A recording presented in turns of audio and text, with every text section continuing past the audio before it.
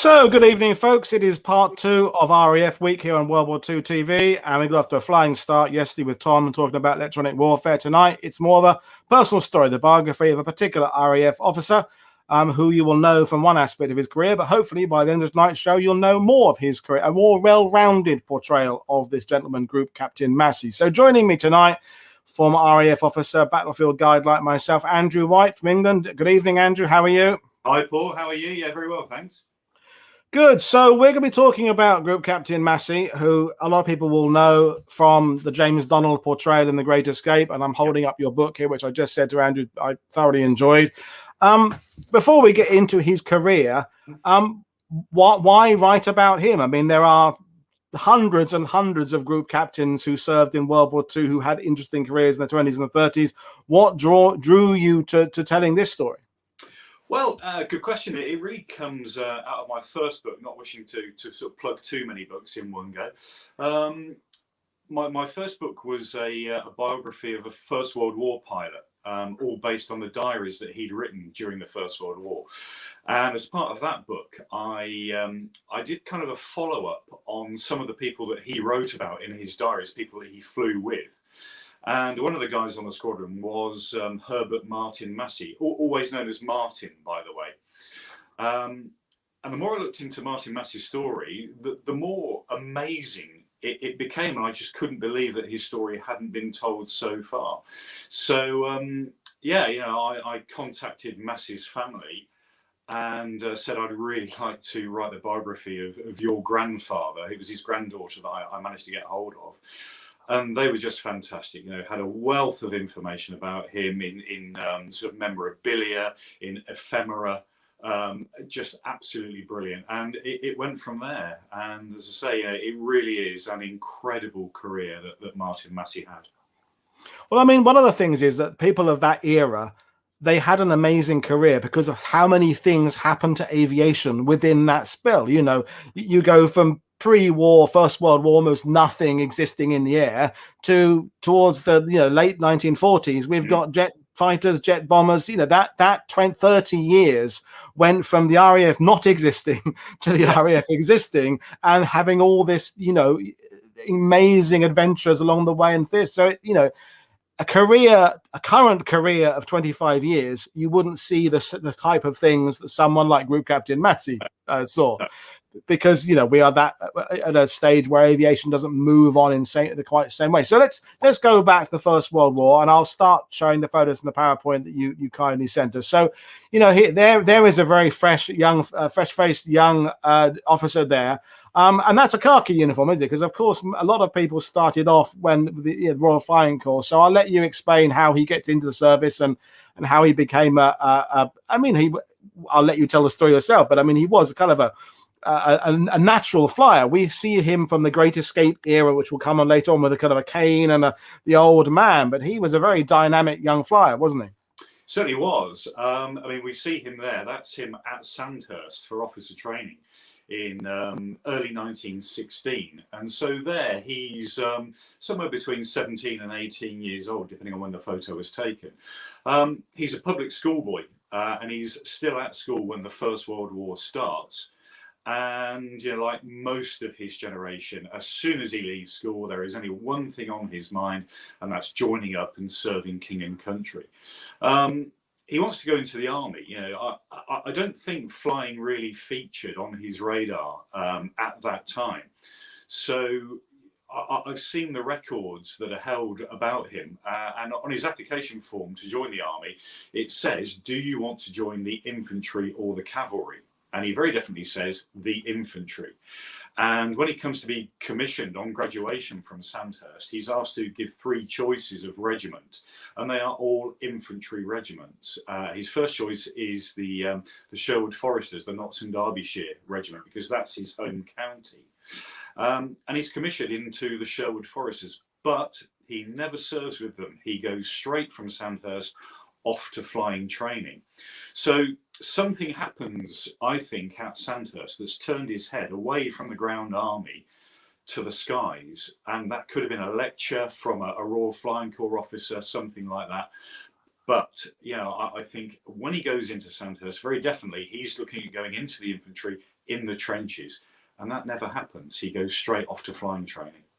Yeah, I guess it's like that in the Second World War when things like commandos and paratroops suddenly got announced. Is some people just found, oh, that's exciting, and just signed up with it without even necessarily knowing what it was they were signing up for. So, yeah, perhaps it was a lecture, perhaps it was a bit of a propaganda in a newspaper or something about, and it was just like, okay, I'm doing that. And yeah, that's fascinating that he didn't really necessarily intend to be in the flying arena, but anyway, that's what he did. So, so he what happens then? Well, he goes off to do his flying training, which at that time, early 1916, is, I would say, at best a haphazard occupation, and at worst, it's downright lethal. In fact, in many cases, fatal. There's a very famous quote that says, more than half the pilots killed during the First World War were actually killed in training rather than at the hands of the enemy. That figure is probably not true. It's probably less than that. But even so, flying training was at that time a very hazardous experience. Many pilots were sent solo after just 30 minutes in the air. And all they'd really been taught to do was take off, turn right, and land again. And that's pretty much it. Massey manages to survive that early part of flying training, whereas many didn't. And what we've got here is his Royal Flying Corps training certificate to say that he's passed the course in flying and that he's now qualified for service in the Royal Flying Corps. So that's his pilot's ticket. And sporting his brand new wings, he's now a fully qualified RFC pilot, and it's off to the Western Front. So where did he first arrive in France then? Yeah, he goes to an airfield at a place called La Gorgue, which is up towards Ypres. It's sort of more in the Loos sector. And he gets there just after the start of the Somme offensive in July 1916. He flies the BE-2, which is that airplane that you see there. At the start of the war, the BE-2 wasn't actually a bad aeroplane. It was designed really for reconnaissance and artillery spotting. It's a very stable platform. It's designed to be a very stable platform because of the roles that it undertakes. And it's very good at those. But as the war progresses and we start to see aerial combat, which was never really envisaged when they designed the BE-2, it turns into an extremely vulnerable aeroplane. Because it's so stable, it can't really turn very quickly when it's under attack. And it was never designed to carry weapons, so weapons were added to it in a very ad hoc fashion. So it's vulnerable, particularly when the Germans introduced the Fokker-Eindecker with its forward-firing machine gun through the propeller arc, gets on the tail of the BE-2, and the BE-2 has had it. The Germans have a nickname for the BE, kaltes Fleisch, cold meat. And that really sums up how vulnerable that aeroplane is. The British pilots call it Fokker fodder. It's just fodder for the German aircraft. So Massey, unfortunately, goes straight onto a frontline squadron, number 16 squadron, that's flying the by now outdated and vulnerable BE-2.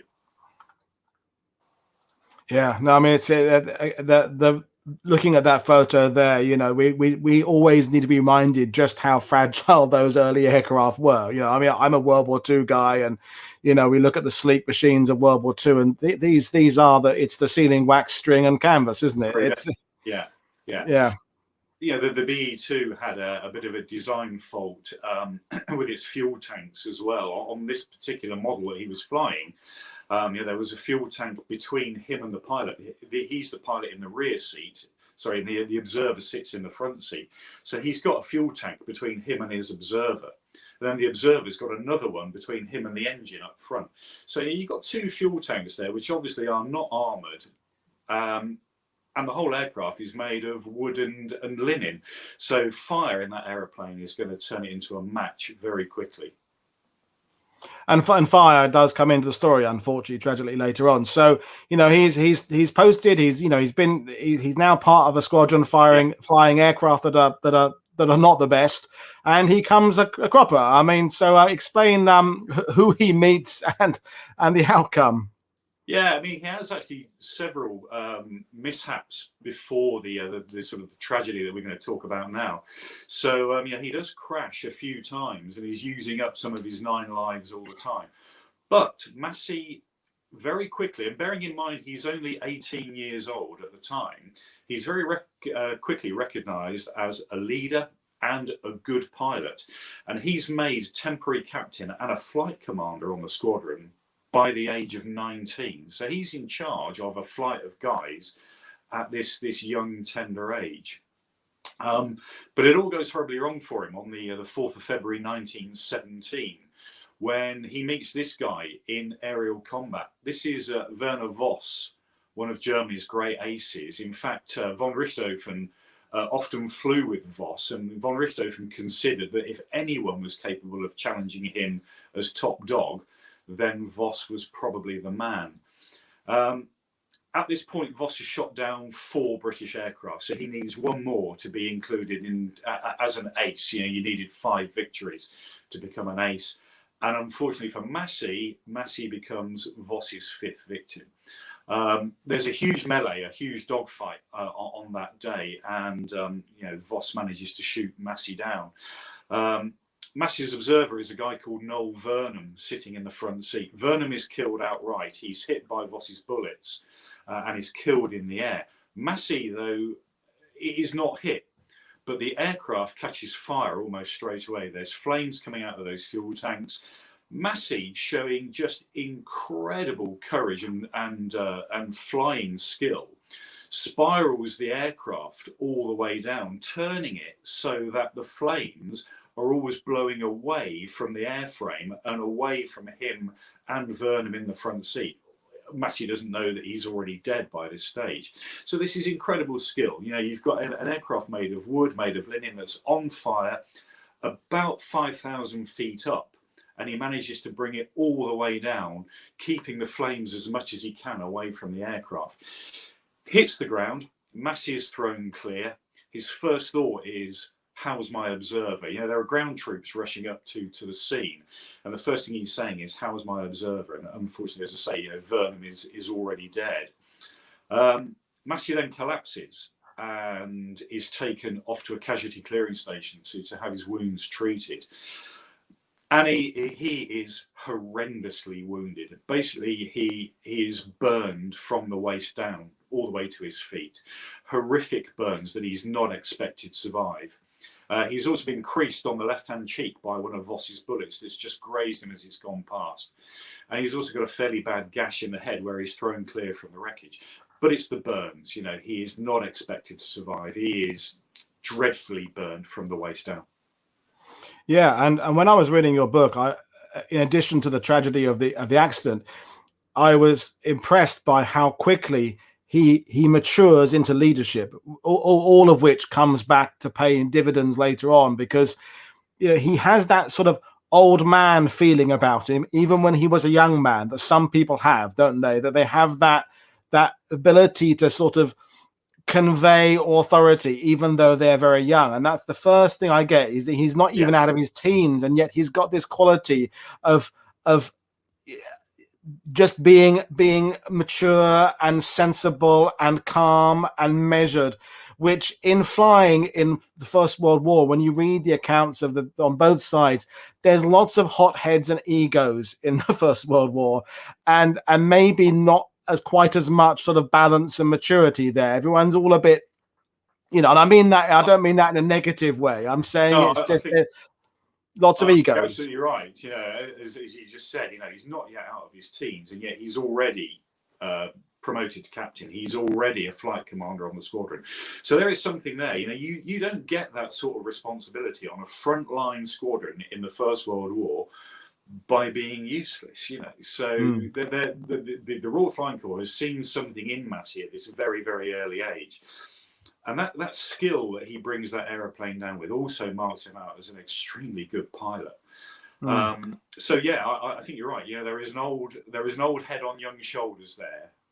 And when you were doing the book, because I mean, you don't talk too much about his childhood, but was there something in his childhood, his upbringing, that you think was the the reason that he had this ability? Was there something there? Was there sports leadership, or just sort of a natural ability? I think there is something there. He when he's at his junior school, he joins the scout troop of that school, and he's promoted very quickly in that scout troop. So maybe we're seeing something in the 8-9-year-old Massey going through the ranks, even in his scout troop, that's going to serve him well later on. So yes, I think there is something there. When he goes to his senior school, Oundle School, that has an officer training corps, and he joins that, and he's promoted to junior NCO in the OTC, in the officer training corps. So yeah, there is something there, I think, from an early age, and and clearly people recognised it as well. It wasn't it wasn't just a belief he had in himself. People also spotted that belief in him, because thinking you're a good leader and being recognised as being a good leader aren't quite the same thing, are they? No. Are they? So yeah, he obviously gets recognised early on. So we're back. We'll go back to the First World War. So he's been horrifically wounded, not expected to survive. It could be that his whole career ends right there, or his entire life could end right there. So what was the next stage? Well, in reality, his career should have ended right there. He is assessed by the doctors originally as 100% disabled. It doesn't get worse than that, does it? So, no, wow. He's treated in hospital in France, and he's brought back to a level of stability away from death, where they feel that he is now eligible to go home to England for more specialist burns treatment at hospitals back in the UK. So his next step is to get on board the ship that you see there, which is the hospital ship called the Landfrank. And that sails from Le Havre with Massey on board. And bear in mind again, he's still immobile at this stage. He is still in burns dressings from his waist to his feet. He's a stretcher case. He cannot walk. When that ship is halfway across the English Channel on the way home, it's torpedoed by a U-boat, and it sinks very rapidly. And Massey and his fellow patients have to get off that ship. And for him, this is an immense struggle somehow. And I don't think even he really knows how he does it. A Royal Navy destroyer closes in alongside, and he manages to throw himself from the deck of the Landfrank onto the deck of the Royal Navy destroyer, and that saves his life. Had he gone in the water, being immobile, there's no way he'd have been able to swim or even tread water. And the English Channel in April is a very, very cold place. Yeah. He would not have survived. But, as I say, somehow he manages to get himself up a ladder onto the deck of the hospital ship and throws himself across onto the deck of the Royal Navy destroyer, and is saved from the sinking hospital ship. It's just come up on YouTube. Tim Sampson's asking, that the ship being marked with red crosses there. Yeah. Do we know why the Germans fired it? Was it a mistake? Yeah, did they not care? What was the story? Really interesting question. Thank you, Tim. Actually, there were two hospital ships in the convoy that night. There was the Landfrank and the Donegal. And the Admiralty put out a statement afterwards saying the Germans are now attacking our hospital ships on site. It doesn't matter whether they're marked with red crosses or not. The Admiralty say that one of those two ships that night was marked with red crosses, the other one wasn't. I think it was probably the Landfrank that was, because there it is, properly marked. But at that time, the Germans really didn't mind. They were sinking hospital ships, marked or unmarked. Yeah, fascinating and tragic. So, but I mean, again, that leadership and this sort of life force, that spirit you have, which will serve him well later on, of perseverance and just stamina. So there is a very very poorly looking chap there at that time. So he's back in England. He's survived the sinking of a hospital ship. What's next? Well, he goes to three different hospitals in England. He starts off in Netley in Southampton, where he's taken straight after the sinking. Then he goes to Millbank Hospital in London, and then he's transferred up to an officers' hospital in Harrogate. This is a photograph of him while he's convalescing up in Harrogate. he learns there that he's been awarded the Military Cross for his time back flying in France. It's a cumulative military cross. It's not for any specific action. He's ordered it for all the work that he's done as a flight commander on 16 Squadron up to that point. And that photograph, I think, really shows how he's struggling to cope with his injuries. I mean, just look at his face there, the sunken eyes, he's hunched forward, he's walking with 2 sticks. And again, bear in mind that he's only 19, 20 years old at this stage. So this is a man who's coping with horrific injuries. But also, go back to what I said, he's assessed originally as 100% totally disabled. A year or so later, there he is walking again. Yes, okay, he's walking with 2 sticks, but he's on his feet and he's walking unaided. Yeah, and I mean, you mentioned in your book a few times Douglas Bader comes up in conversation, and Douglas Bader, in a sense, had a kind of parallel career. There were escapades, there was prisoner of war camp, except Douglas Bader had a fame level, way and beyond Massey. Even when The Great Escape came out and the movie, the book and the movie, it didn't really propel him to international stardom. Was he rather self-effacing? He doesn't seem to be very good at self-promotion. He's very stubborn, very, very hard-working, but he doesn't seem to understand the game of working the media and the publicity, does he? No. All the things I've read from other people who talk about Massey and his character, he's not one of those self-promoters, very definitely. And it's one of those things we often hear, isn't it? I wanted to speak to my grandfather about the war, but he never spoke about it. And that is very, very true of Massey. His granddaughter, when I was writing the book, said, Granddad never spoke about his experiences in the war. So I think you're absolutely right. We all know about Douglas Bader. Obviously, he lost his legs where Massey didn't. But Massey was 100% disabled. He fights back to full fitness. Within 4 years of being shot down in 1917, 1921, not only is he back flying, he's back playing representative sport. He's playing rugby for the RAF. And this is a man who was totally disabled. So he does incredibly well. Really shows the spirit and the character of the man.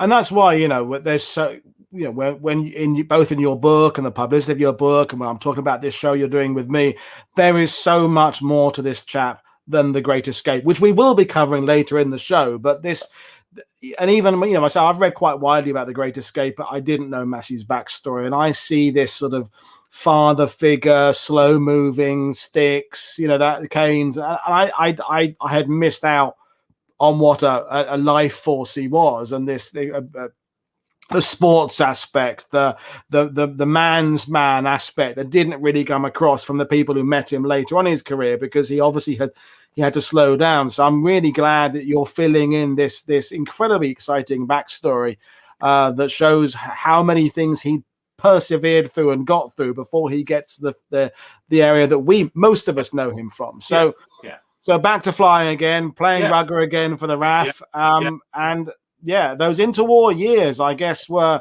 one of adventure, isn't it? So he's survived this incredible crash. He's gone from 100% disability to playing rugby again, and in a sense, I guess the world is oyster right now with this the RAF, still a fairly new organization. There's the empires around the world. So where did he go next?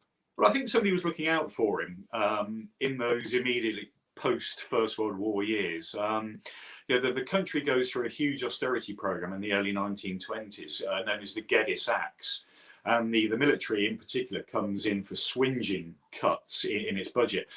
It would have been very easy to have got rid of Massey then, given the state of his injuries, even though he's fought his way back to flying again. There are plenty of fitter people around. But he's kept on. He's not made redundant. He goes back flying. He goes out for his first spell in the Middle East, flying the DH-9 with number 8 Squadron.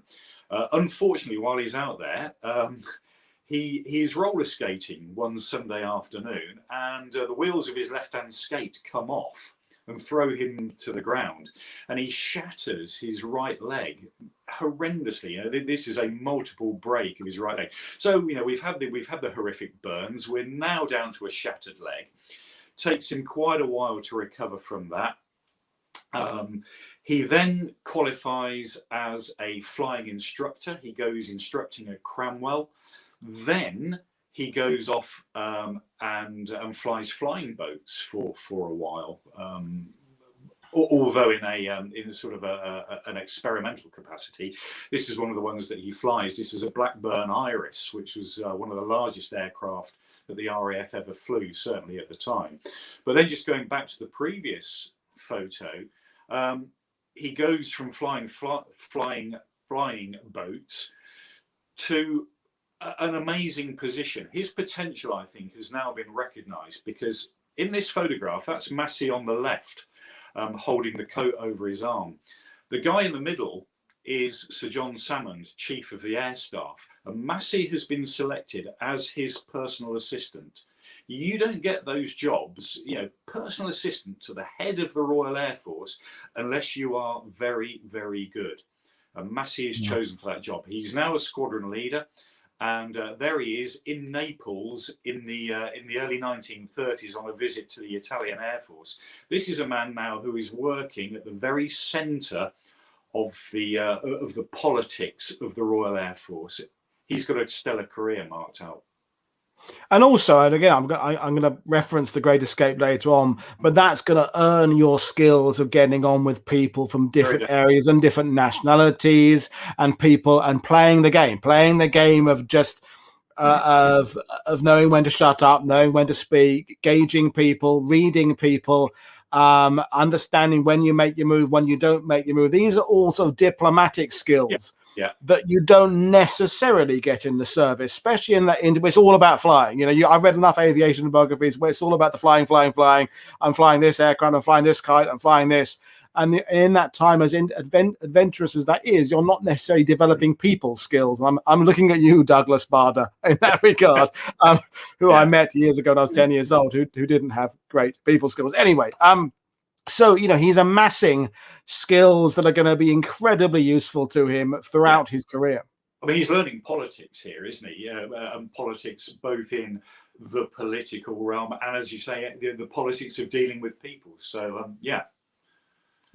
So flying boats, and then you know, you mentioned the fact that, you know, Middle East and around the world. So, you know, I'm enjoying this, Andrew. It's fascinating, and so I'll let you keep going. Let you keep going. Right. So after serving as PA to Chief of the Air Staff, you know, that is not going to do your career any harm unless you screw up massively, which he obviously didn't, because he's promoted out of that job. And he's given what he's really always hankered after, and that is command of an operational flying squadron. He goes back out to the Middle East, to Egypt, and he's given command of No. 6 Squadron, which at the time is flying the Fairy Gordon. But after he takes command, they change to this aeroplane, the Hawker Hart, which was a hugely fast and manoeuvrable light bomber. And this is Massey's crowning glory, I suppose, at that time, command of an operational bomber squadron. And again, he's come some way from being 100% disabled, X number of years ago, to now commanding a squadron, and and a good job. I mean, it's it's overseas posting, it's fighters, it's not it's not supply, he's not shuffling papers somewhere. He must have been thrilled to have gone so far. So I mean, incredible guy. And as luck or bad luck would have it, if you like, while he's in command of No. 6 Squadron, in 1936, the Palestine Emergency comes along. There's insurrection in Palestine. Obviously, the British want to put that insurrection down. So 6 Squadron is deployed from Egypt to Palestine as part of that emergency. And it very rapidly becomes a shooting war. And 6 Squadron is very, very heavily involved. And it's really Massey, as the CO of that squadron, that works with the army on the ground, putting together what we recognise today as air-land integration, how you work ground troops with aerial top cover. It was really him that comes up with the ideas of putting an RAF radio truck with a ground patrol, so that if that ground patrol starts taking fire, then air support can be called in very, very quickly. And so he's at the forefront of innovation with air-land tactics. And as I say, this is a fairly hefty shooting war. And it brings him his second brush with death. One afternoon in September 1936, he is leading the squadron 9 aircraft in an attack against Arab rebels on the ground who are engaging a British Army patrol. The rebels take aim. One round goes straight through the fabric of the side of Massey's Hawker Hart and hits him in the left knee. So he's now got a shattered left knee as well as his previous injuries, and he's bleeding profusely. The second round hits him in the top left-hand pocket of his flying tunic, where he just so happens to be carrying what you see on the screen there, his cigarette case. And this is still held by his family. And that second round hits the cigarette case, stops it going into his heart, and saves his life. And the whole bullets hitting a cigarette case has become such a trope, hasn't it? You forget that it actually did happen sometimes, because it happens so many times in movies and books and novels. And Biggles probably happened to him about 20 times in the novels, and you forget that actually it does sometimes happen for real. It really did. And, there it is, a bullet-hole cigarette case, as if to prove the point. Now, he manages to get that aircraft down again, like he does in the First World War. He's bleeding from a shattered left knee. He's been hit in the chest, and he gets the aeroplane down. By the end of the Palestine Emergency in November 36, his leadership has been hugely recognised, so much so that he wins the DSO, the Distinguished Service Order, for what he does in Palestine. And he's also mentioned in dispatches. So now, we've got a young squadron commander who is MC, DSO, mentioned in dispatches, wounded badly twice in as many conflicts. And with all this skill of dealing with people and the diplomacy skills and, running a squadron overseas, dealing with, foreign workers and different staff, and just that ability to deal with all those different things going on. So, incredible life. So, I guess bombers come into the story next, isn't it? That's where we go. It's flying boats, fighters, now to bombers. Yeah, so the Hart was a light bomber. He comes back to the UK after his 6th Squadron posting. He's promoted again. He's now a wing commander. And at first he goes off to Bomber Command headquarters, where he helps to set up 5 Group of Bomber Command. War comes along while he's doing that, and obviously the RAF needs dynamic commanders. War demands that, and he couldn't expect to stay sitting behind a desk for too long. Almost incredibly, within 3 years of promotion to wing commander, he's now promoted to group captain, and he's posted to be the station commander of RAF Abingdon down near Oxford, which is operating the Whitley Mark V bomber that you see there. Shortly after he takes command, the 2 operational squadrons are stuck together, and they're formed into an operational training unit. So Massey's remit now as the station commander is to train Whitley bomber crews for the front line. And this is no small task. The RAF is demanding 40 fully trained crews every month coming out of this OTU. And this is all down to Massey and his training team. And he does such a good job in charge of RAF Abingdon that he's mentioned in dispatches again, not once but twice, 2 MIDs for the work that he does at Abingdon. And being the guy that he is, being the leader, the commander that he is, he's not content to sit behind the desk just bossing the station. When those crews come towards the end of their training at Abingdon, they're sent off to do operational missions in a fairly benign atmosphere, I suppose, over France, which is a lot more healthy than flying over Germany. And they're doing leaflet drops, propaganda leaflet drops, and these were codenamed nickel operations. And Massey got himself into the cockpit and flew on nickel operations as often as he can. So, again, he's leading from the front. He's not just there behind a desk in station headquarters. He's flying nickel operations with his trainee crews. And at this time, the people who served alongside him and under him, how did they perceive him? I mean, you've got quotes in your book, so I've read them. For those who haven't read the book, is there a consistent sort of characteristic they attribute to him? There is. One of his, in fact, his chief instructor at Abingdon was a guy called Tom Sawyer. Really good book that he's written called "Only Owls and Bloody Fools Fly at Night," and he references Massey in that book and says, how good he was. He said the accident rate at ROTU was less than anywhere else. He said he actually calls him dear old Herbert Massey. So he's obviously a well-known, well-liked person. And another quote from someone who is held prisoner with him later on says, Massey was just the right sort of man to be in command of a large bomber station. So, cometh the hour, cometh the man. Yeah, it's but an all-rounder, and sometimes the danger of being an all-rounder is you don't get known for one particular thing, isn't it? And it seems he's so good at everything.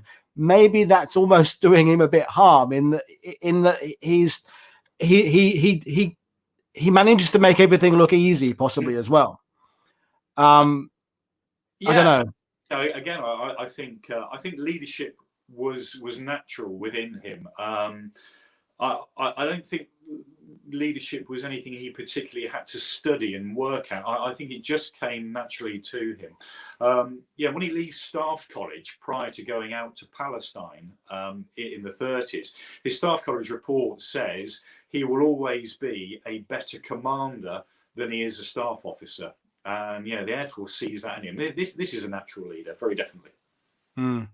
Yeah, and you can't fake that. You either have it or you don't, do you generally? So an extraordinary career. So I guess we're going to get up to the next brush with death, aren't we? I suppose indeed. Soon. Yeah. So this is brush with death number 3. He does such a good job at Abingdon that the Air Force turn around to him and say, right, we're going to establish a new series of operational training units in America. To train heavy bomber crews. So, these are the aircraft that the Americans are going to give to us under Lend-Lease. So the B-17 Fortress, the B-24 Liberator, and also some medium bombers as well. And Massey is specifically chosen to go and command one of those new heavy bomber OTUs in the States. And he says, well, that's great, but I don't have any heavy bomber experience. So before I go, RAF, could you send me to an operational heavy bomber squadron for experience? So they do. And off he goes to number 7 squadron, flying from Oakington near Cambridge, flying the short Sterling that you see there. The RAF's first ever 4-engine strategic bomber. This is a monster aeroplane. This is really before the Lancaster, the Halifax come in. We're talking early 1942 here.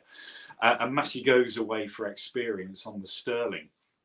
And it just so happens that he's with 7 Squadron at the time that the RAF does the 1,000 bomber raids. And Massey flies on the second of those raids, which is on the night of the 2nd of June, 42.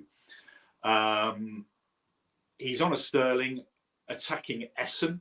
They managed to bomb the target and they're on the way home when, guess what? He's now shot down for the 3rd time. At the time, they think they're shot down by flak, but it probably wasn't. From everything I've read and pieced together, I think they were shot down by a Ju-88 night fighter. This is the crew of the Sterling. Massey was actually flying as the co-pilot. The guy sitting there on our left is Norman Winch, the pilot of the aircraft. Hugely experienced, already got a DFC, done 30-odd missions. So this is a veteran crew that Massey goes away with. And unfortunately, as I say, they're shot down. They all get out of the aircraft. They all manage to bail out safely, which I think is a testament to Winch's skill as a pilot. And Massey is now injured badly for the 3rd time. There's a bit of speculation about how he manages to be wounded. A couple of reports say he had a bad landing from the parachute drop. But I think it was more likely that he was hit by splinters from the night fighter's shells. And he's now badly wounded in his left foot. So, going way back to 1917, horrendously burned, shattered his leg in the roller skating accident, shot through the knee in Palestine, and now we have another debilitating lower limb injury. Always below the waist. Yeah, he should learn to fly upside down. Sit in the seat of the way. I don't know. That's right. Yeah.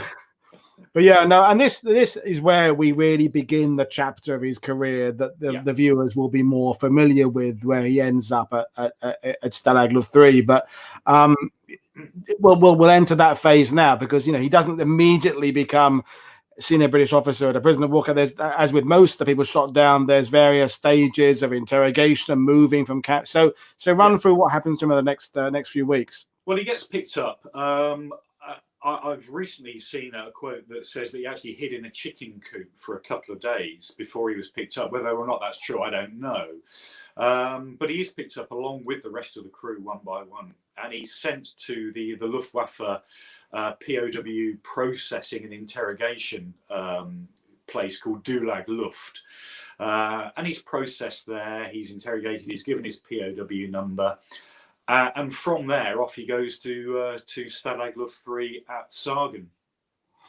And this is, this is where everything starts getting more familiar. And the thing I wanted to discuss with you, I'll let you talk in a minute, is so many people will know Stalag Luft III as where the Great Escape came from, and earlier there'd been the Wooden Horse and what have you.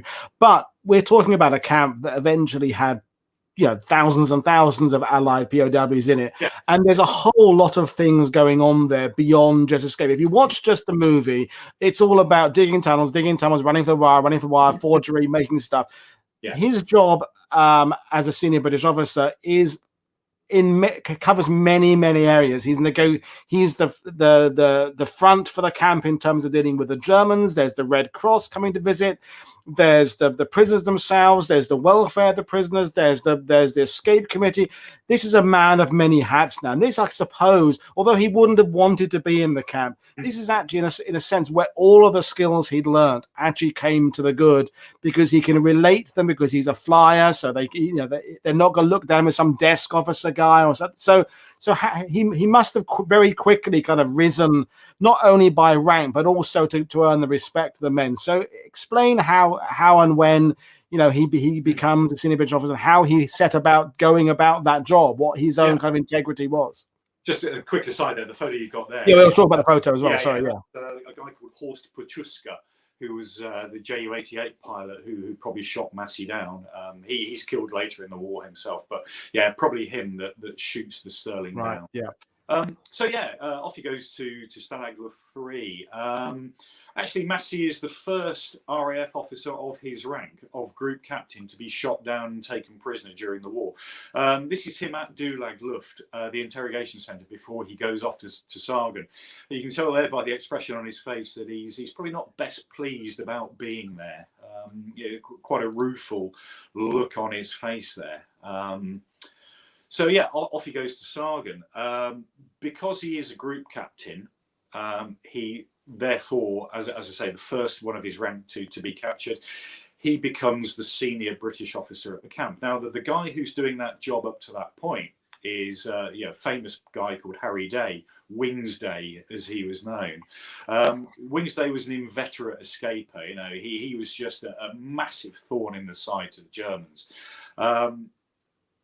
I've read Wingsday's biography, which was written shortly after the war, and it's kind of written at that time where everything was heroic. And I've read that. It's a bit of a boy's own adventure, isn't it? It is. Daring do and intrigue, and there's a lot of truth to that. But in that biography, it says that Massey, because he was so badly injured, says to Wingsday, "Please carry on as senior British officer." I don't think that's true. There is a massive amount of evidence out there that, yes, I think they probably ran the camp between them for a short while, but Wingsday gets transferred to another camp about 4 months later, and Massey takes that job on solo. And he does it extremely well. I think everything that he's done in the RAF so far has brought him to this point. This, I really do believe, is the crowning glory of his career.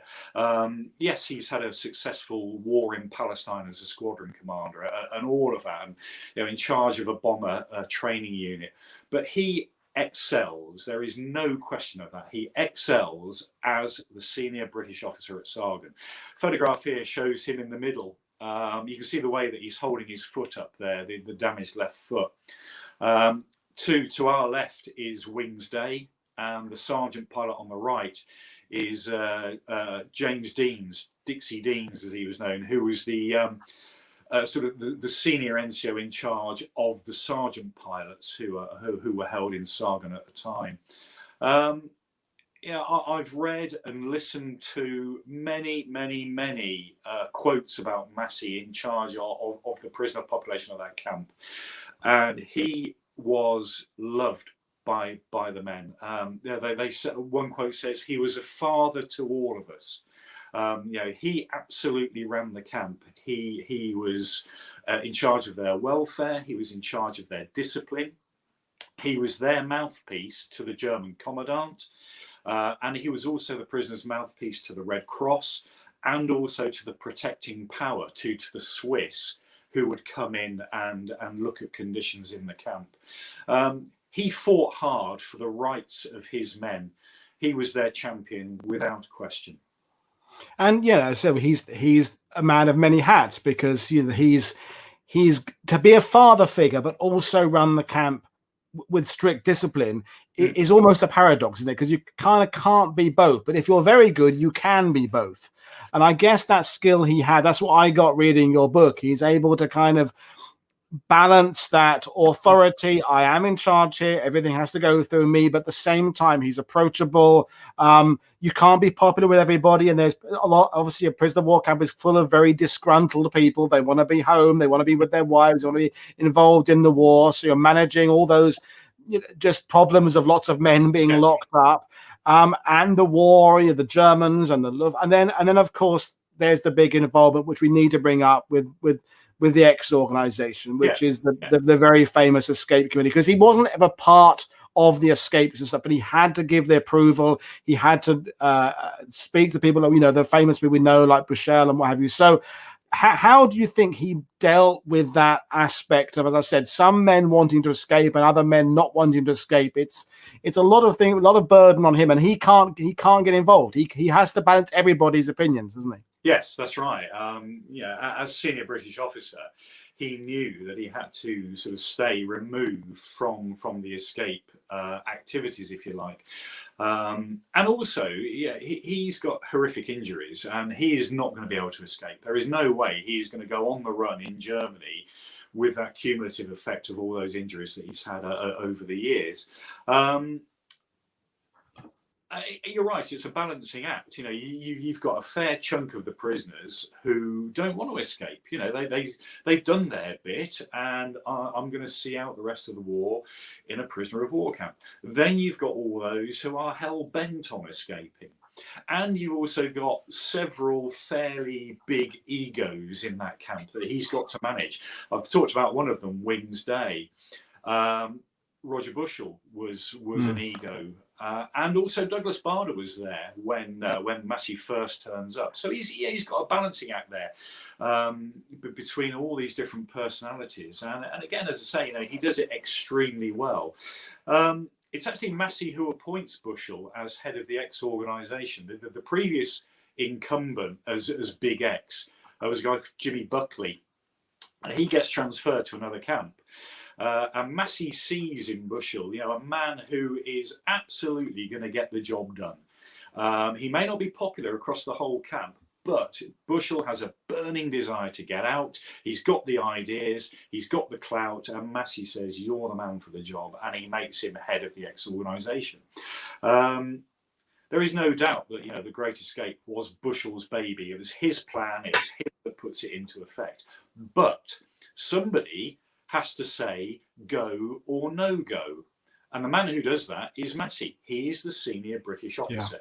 He had the power of veto really over anything, any escape, because it was all run through him, although he trusted the X organisation. But he has the final say-so. And Bushell comes to him with a plan to get 200 men out of this camp. And at any time, Massey can say, this is too risky. But he doesn't. And it's his authority that gives the Great Escape the go-ahead. And that's fascinating to me, because Bushell is such a strong personality. If Massey hadn't appointed Bushell as Big X, I think Bushell would have done it on his own anyway. He would have just gone. He was too big a personality to have just obeyed he would have disobeyed the command. So Massey was clever to keep him within his authority by appointing him himself. He's retaining a bit of control because Bushell by nature is not really controllable. But it's a clever bit of management, I think. I think it's really, and really clever. I think you're right, and in the classic book by Paul Brickhill, The Great Escape, that the film comes from, Brickhill was there as a prisoner at the time, and he says Massey took the plan to Bushell took the plan to Massey, and they talked it over every day. So Bushell was taking the developments, the plans, etc.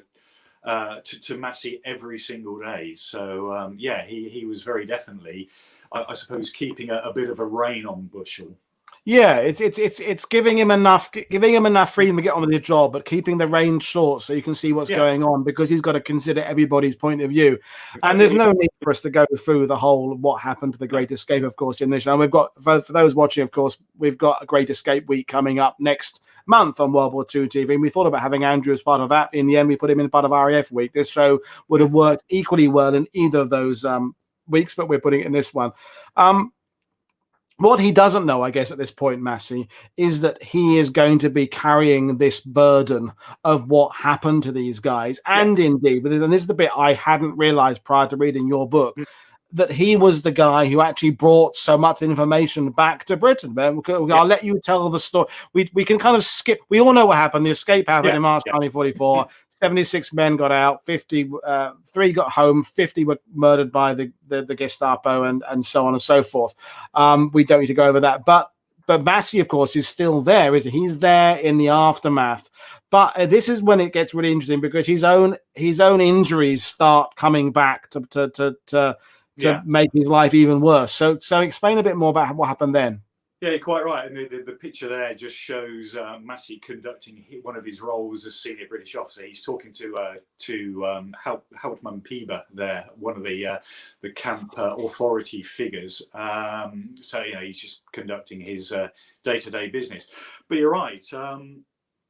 Massey's injuries are getting the better of him, and for 6 months while he's at Sagan, he's actually transferred to a POW hospital where he's operated on to try and sort out, well, certainly the current wounds from being shot down in the Stirling, and perhaps also from some of his previous wounds. And there is a system that exists between the warring factions through the Red Cross, that if you are so disabled as a POW that you cannot continue the fight, then you can be repatriated, you can be sent home. And Massey's injuries are sufficient for him to be allowed to be sent home. So he goes back to Sagan, and he's now just really waiting for a date to go home. The Great Escape happens in that sort of limbo period. He's taken in to see the commandant of the camp on the 6th of April, which is when he's told that, in fact, at the time he's told that 41 of his men have been shot. Subsequently, we know it was 50, but at the time Massey's told it's 41. It's Massey then that starts the ball rolling on evidence gathering. He does everything that he can while he's still at Sagan to gather as much evidence as he can about what's happened to those murdered escapees.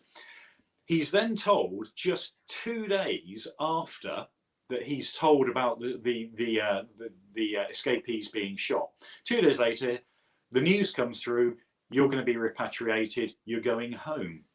And that's it. Massey then goes off to a transit camp. He's put on board a hospital ship. He's taken to Algiers on a neutral hospital ship, and then he's flown home to England. Within weeks of the Great Escape, he's back home in England. This I think is a great picture. This really sums him up for me. There he is. He's not a tall man. He was only 5'7". But here he is, squaring up to the commandant of the camp in the middle, who's looking, I think, fairly sheepish. Oh, you can absolutely see Massey's authority there, can't you? That absolutely comes across.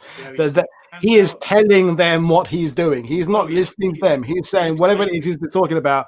We're doing this, and they're going, yes, sir. It's incredible charisma you can see in that photo. You can see two Massey trademarks there as well. One is the walking stick that he's got in his left arm, and also you can't perhaps quite see it, but on his left foot he's wearing a soft flying boot, much more comfortable for his wounds. And you know, when James Donald plays him in The Great Escape, in a nod to that, obviously Donald plays him carrying the Massey walking stick. Yeah, but the bit about he, because you know, your book goes at great length about getting the names back and the evidence back, and you know, because they, you know, a repatriated prisoner is not going to be allowed to take stuff back. He's got to hide it, memorize stuff. And again, when I was reading your book, the fact that when there must have been a lot of both anger and outrage and disbelief in that camp. Quite rightly and quite understandably, his brain immediately goes to evidence gathering and what we can do. That again is presence of mind. There must have been people there going absolutely, you know, crazy with revenge on their mind. And no, he's very methodical in what he wants to get at to achieve in this. His leadership kicks in straight away. He says, you know, as soon as he's given the news, he realizes the worst thing that could possibly happen, because the Gestapo come in and take over the running of the camp almost straight away. The worst thing that can happen is that the prisoners riot and try and take revenge. So Massey steps in straight away and says, no, you will calm down. The camp is going into mourning. We're not going to play games. We're not going to do sports. You will not interact with the Germans. Only me and my adjutant will speak to the Germans. You want to say anything to them, you come through me. And he calms the atmosphere down in the camp, which could have got very nasty, and there could have been more deaths. Who knows? Yeah, no, absolutely. Yeah, I mean, just the measured response to everything, that fatherly figure, that reassurance, and just, yeah, it comes across in your book again, this ability to just keep everybody level-headed in what must have been an incredibly stressful time for everybody there. As I say, he gets repatriated. This is his repatriation certificate, allowing him to go home. Of course, by this time, you know, news of the murders of the, as we now know, 50 have made it back to Britain. And Massey's return is really expedited. Instead of staying on the hospital ship, he's taken off it in Algiers, then he's put on an aeroplane and flown straight back to Britain. One of his fellow repatriates on that aircraft is the guy on the left in this photograph. That's Vincent Byrne, known as Paddy Byrne. Paddy Byrne actually feigned insanity for a year to get himself repatriated. He was quite sane, but he faked it very, very well. Big friend of Roger Bushell's, had an awful lot of information about the Great Escape. So the two of them were flown home for immediate interrogation, interviewing about exactly what had gone on. And really, it's Massey's testimony to the Board of Inquiry that starts the whole ball rolling for the post-war trials for murder of those that. Again, you know, I will talk about this next month when we've got Guy Walters on. It's for what I didn't know until I read your book, when the pieces of the jigsaw come together, because the investigation into the Great Escape murders was one of the most successful post-war British investigation. There were lots of other atrocities that happened that didn't get anything like the same attention, the same organization, the people involved. And I didn't realize until reading your book that how much Massey was part of this, to get the right people in there and make these things happen. Because we do know, alas, tragically now, all these years later, that lots of war crimes went unpunished. Lots of lost investigations that could have been done never happened. Sure, there's the Cold War, there's Russia, there's all these other things going on, but you know, the Great Escape inquiry was one of our greatest achievements. We did bring to, well, I'm not taking any credit for it. A lot of men were brought to trial. Not all of them, but some key people were brought to trial for it. So that's a lot of absolute Massey, isn't it? And that's right. And when Anthony Eden speaks in the House of Commons about the murders, you know, he quotes directly from Massey's testimony and says, this comes from Group Captain Massey, who was the senior British officer at the camp. So, you know, it's Massey's early testimony when he gets repatriated that starts this whole war crimes process rolling that leads to convictions and capital punishment. internment for some of them after the war. But it really doesn't stop there with Massey. You know, he could have just come home, told what he knew, and gone off and had a quiet life. But you know, these were still his men, even though they're away back there in Nazi Germany. He feels a deep affinity, and he's going to make damn sure that you know, those crimes are not going to go unpunished. And also at the end of the war, when the POWs are released from captivity in Germany and brought back to Britain, he makes a point of being there when they arrive back in the UK as their former senior British officer. He hasn't seen them for a year or so, but he makes a point of being there to welcome them home. And yeah, one of the prisoners says that's just the sort of thing that he would do.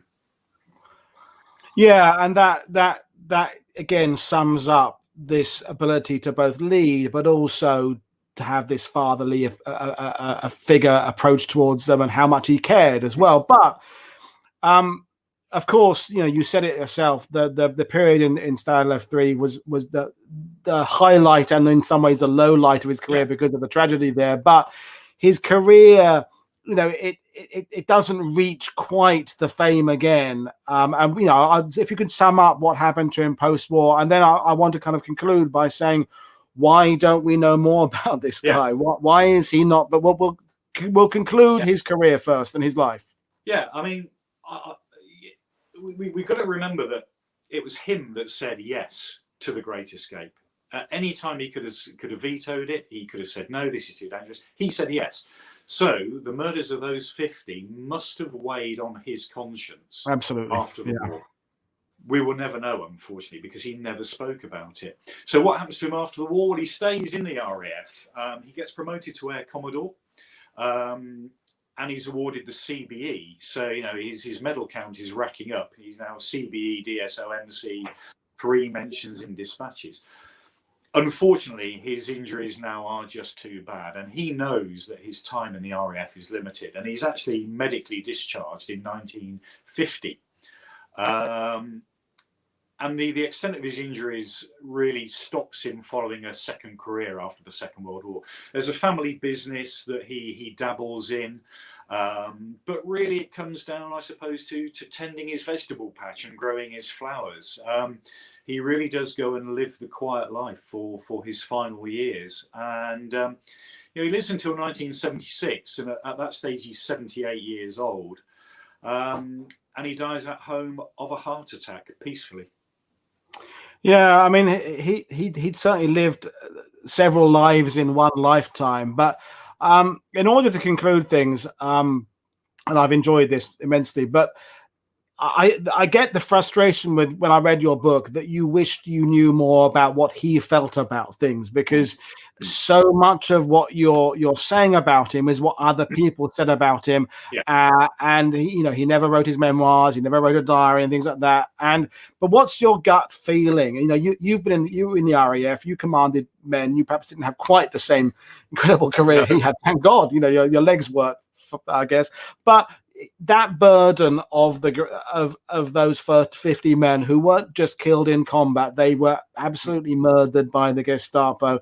And even by the time of his death, there were already sort of people writing about, was the Great Escape really worthwhile? People were looking at some of the things, you know, and since then we've really investigated it. And there's two things going on out there. There's the where does the Great Escape sit in the grand scheme of things of messing up the Germans, and then there's the bravery of and ingenuity of men, and you can respect the bravery, ingenuity, and courage of the men, and also at the same time sometimes question the bigger picture. But I guess you'd really love to know what he would be thinking about it 20 years later, you know, when things like the movie came out. Because he went to the premiere of the movie, didn't he? He was there. He did see it. He was invited to the premiere, and he went. Apparently, he didn't think a great deal of it because of the Americanization or the Hollywoodization of certain aspects of the film. But I think it's also very telling and interesting that you know, in the film, most of the characters in that film are amalgams of characters. There's only 2 people really in the film who are, if you like, real people. One is Roger Bushell, which is David Attenborough as Bartlett, and the other is the senior British officer, Group Captain Ramsey, they changed his name slightly, who walks with a limp and wears Massey's medal ribbons. So, you know, he's important enough to be portrayed as the real person in the film. Yeah, exactly. So they clearly think he had enough importance to the story to be included outright. And you know the little bit. I mean, this is that a great photo there, because we know for some of those names, Van der Stark and Bush, these are people who were some of them. This is one of the jewels in the crown of the family's collection. This is a very, very tiny notebook that Massey had while he was at Sagan. That is only about 2 inches tall, and it's all written on cigarette paper. And what he's done there is written down the names of several of the prisoners and their relatives' addresses back in the UK.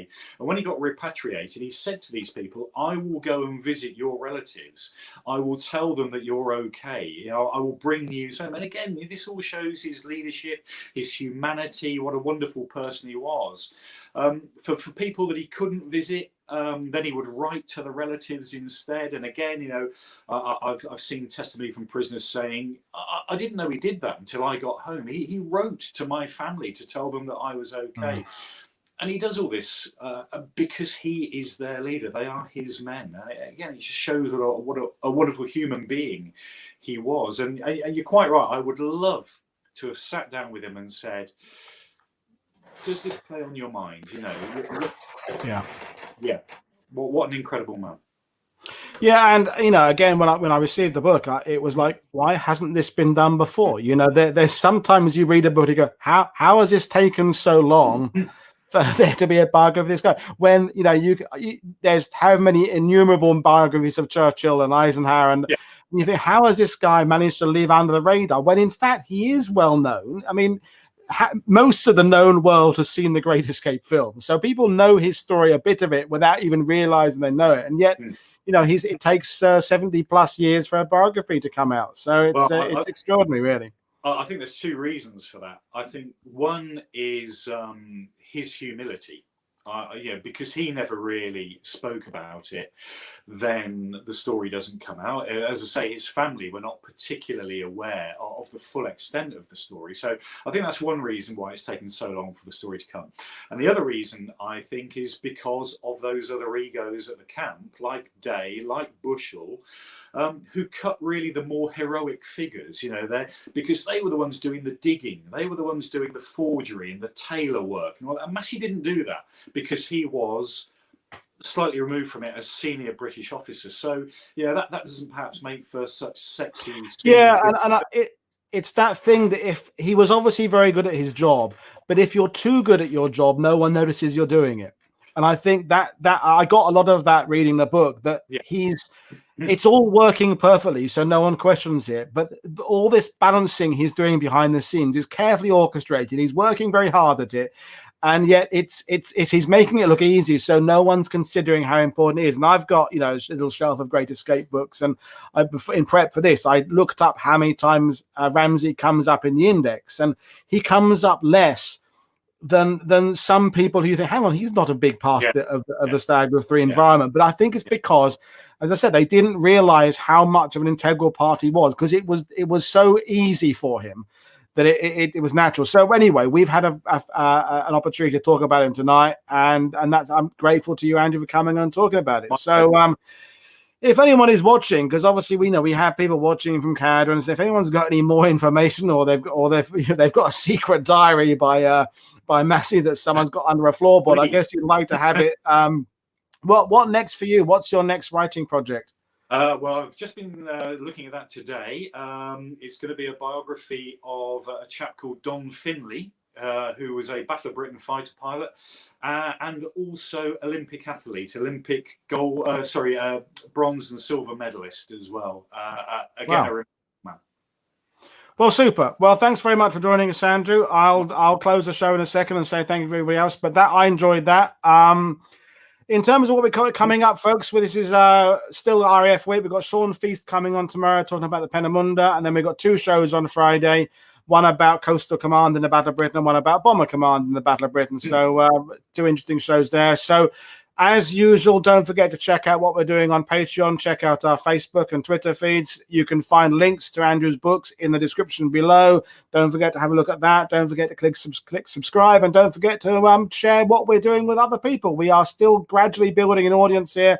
We could do with a few more people. So I'm going to close the stream now. I will see you all again tomorrow to talk with Sean Feast, same time. I'll see you all then. This is Paul Woodhatch and Andrew White for World War II TV saying good evening, and I'll see you all again tomorrow. Thanks very much for watching.